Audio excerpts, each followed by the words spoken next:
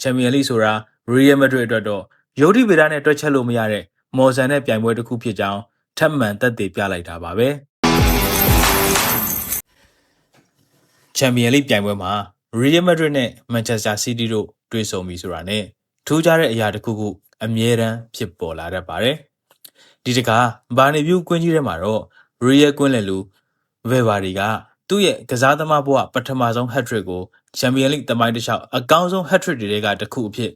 မှတ်တမ်းဝင်အောင်သွင်းယူပြီး3 ဂိုးမရှိဆိုတဲ့ရလဒ်နဲ့အတူမန်စီးတီးကိုအိမ်မက်ဆိုးတွေထပ်မံပေးစွမ်းလိုက်ပြန်ပါတယ်ပွဲမစခင်ကမန်စီးတီးကိုအလေးပေးခံမှန်းခဲ့ကြပေမဲ့ချန်ပီယံလိဆိုတာရီယယ်မက်ဒရစ်အတွက်တော့ယုတ်တိဗေဒနဲ့တွက်ချက်လို့မရတဲ့မော်ဆန်တဲ့ပြိုင်ပွဲတစ်ခုဖြစ်ကြောင်းထပ်မံသက်သေပြလိုက်တာပါပဲနီးပြဟောင်းရှာဗီအလွန်ဆိုလက်ထက်မှာနေရာပြောက်ခဲ့တဲ့ဗယ်ဘာဒီဟာနီးပြတဲ့အယ်ဗာရိုအဘီယိုလာလက်အောက်မှာတော့လောလောလတ်လတ်နဲ့အကောင်းဆုံးခြေစွမ်းပြနေပြီးမန်စီးတီးကိုတကူတော့ဖြိုခွင်းသွားခဲ့တာပဲဖြစ်ပါတယ်ပွဲစားပထမ15မိနစ်လောက်မှာတော့မန်စီးတီးဟာဘောလုံးပိုင်ဆိုင်မှုအသာနဲ့ဖိအားပေးကစားနိုင်ခဲ့ပါတယ်ဒါပေမဲ့ပွဲချိန်မိနစ်20မှာတော့ဂိုသမာကော်တိုအာရဲ့အဝေးကန်တင်ပေးပို့မှုကနေမန်စီးတီးနောက်ခံလူနီကိုရိုင်လီအမှားလုပ်မိတာကိုအခွင့်ကောင်းယူပြီးဗယ်ဘာဒီကပထမကိုသွင်းယူလိုက်တဲ့အချိန်မှာတော့ကွင်းကြီးတစ်ခုလုံးရဲ့လေထုဟာပြောင်းလဲလို့သွားပါတယ်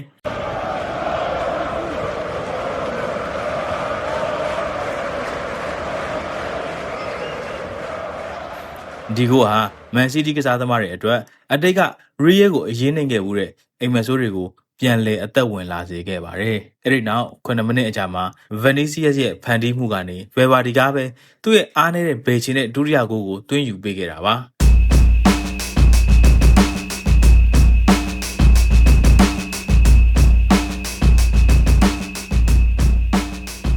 အမခန်းနဲ့အကောင်းဆုံးဂိုးကတော့42မိနစ်မှာဘရာဟင်ဒီယက်စ်ရဲ့ပေးပို့မှုကိုဗယ်ဘာဒီကမာရာဒိုနာတို့လိုမက်ဆီတို့လိုမျိုးအကောင်းဆုံးဘောလုံးထိန်းချုပ်မှုနဲ့နောက်ခံလူကူဟီကိုကြော်ဖြတ်ပြီးမြေမကျကန်သွင်းသွားတဲ့တတိယဂိုးပါပဲ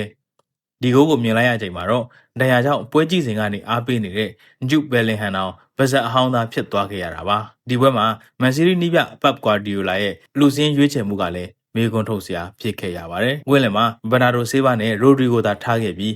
အိုရိုင်လီကိုဘယ်နောက်ခံနေရပို့လိုက်တာကြောင့်ကွင်းလင်မှာအင်အားနည်းသွားခဲ့ပါတယ်။ဒါ့အပြင်တိုက်စစ်မှုဟာလန်နဲ့အတူတွဲကစားဖို့အတွက်အန်ဒရိုင်စီမန်ညိုကိုချန်ပီယံလိပွဲဥထွက်အဖြစ်ပွဲထုတ်ခဲ့တာကလည်းအလုံးမဖြစ်ခဲ့ပါဘူး။ဂွာဒီယိုလာကတော့ဒီရလက်ဟာပွဲကစားပုံကိုထင်ဟပ်မှုမရှိပါဘူး။ရီယယ်ကခန်းစစ်ကိုကြစ်ကြစ်လေးလေးကစားပြီးတံပြန်တိုက်စစ်ကနေအကောင်းဆုံးအသုံးချသွားတာပါလို့ပွဲအပြီးမှာစင်ချေပေးခဲ့ပါတယ်။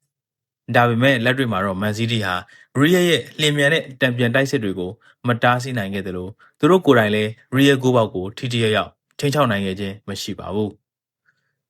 ရီယယ်နီပြအဘီယိုလာအတွက်ကတော့ဒါဟာသူ့တာဝန်ယူပြီးနောက်ပိုင်းအကောင်းဆုံးညတညပါပဲပွဲမစခင်ကသူ့ဘောတန်တရားဝင်နေသူတွေကိုဒီရလက်နဲ့အကောင်းဆုံးတုံ့ပြန်လိုက်နိုင်ပါတယ်ဒီပွဲဟာမီဒီယာတွေထင်ထားတာထက်အများကြီးပိုကောင်းခဲ့ပါတယ်ကျွန်တော်တို့ကိုယုံကြည်မှုမရှိကြဘူးဆိုတာသိထားပါတယ်ဒါပေမဲ့ကျွန်တော်တို့ဟာရီယယ်မက်ဒရစ်ပါကျွန်တော်တို့ကိုဘယ်တော့မှစင်းရင်းထဲကနေထုတ်ထားလို့မရပါဘူးလို့အဘီယိုလာကဂုဏ်ယူဝင့်ကြွားစွာပြောဆိုခဲ့ပါတယ်ဟက်ဒရစ်ရှင်ဗယ်ဘာဒီကိုလည်းသူဟာ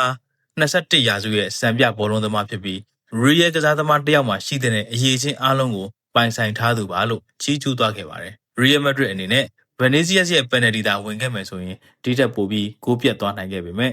3 ဂိုးကိုမရှိဆိုတဲ့ရလက်ဟာမန်စီးတီးအတွက်တော့ဒုတိယအကျော့အီသီဟက်ကွင်းမှာပြန်လည်ခြေပဖို့တကယ်ကိုမဖြစ်နိုင်တဲ့လောက်ခက်ခဲမဲ့အခြေအနေတရက်ကိုဖန်တီးပေးခဲ့ပြီးပဲဖြစ်ပါတယ်ဟုတ်ကဲ့ဒါကတော့မော်ဝင်အသွေးသားနဲ့တော်ဝင်များရဲ့ညဆိုတဲ့ရီယယ်မက်ဒရစ်နဲ့မန်ချက်စတာစီးတီးတို့ရဲ့ပွဲပြီးအကြောင်းအရာများကိုသုံးသပ်တင်ဆက်ပေးခဲ့တာပဲဖြစ်ပါတယ်ခုလိုမျိုးဘောလုံးနဲ့ပတ်သက်တဲ့အကြောင်းအရာတွေကိုခန်းစားခြင်းနဲ့ဆိုရင်တော့ကျွန်တော်တို့ရဲ့ channel လေးကို like and subscribe လုပ်ထားပေးဖို့မေတ္တာရက်ခံပါတယ်။ဇုံးနေနားဆင်ပေးခဲ့လို့လည်းအားလုံးကိုကျေးဇူးတင်ပါတယ်ခင်ဗျာ။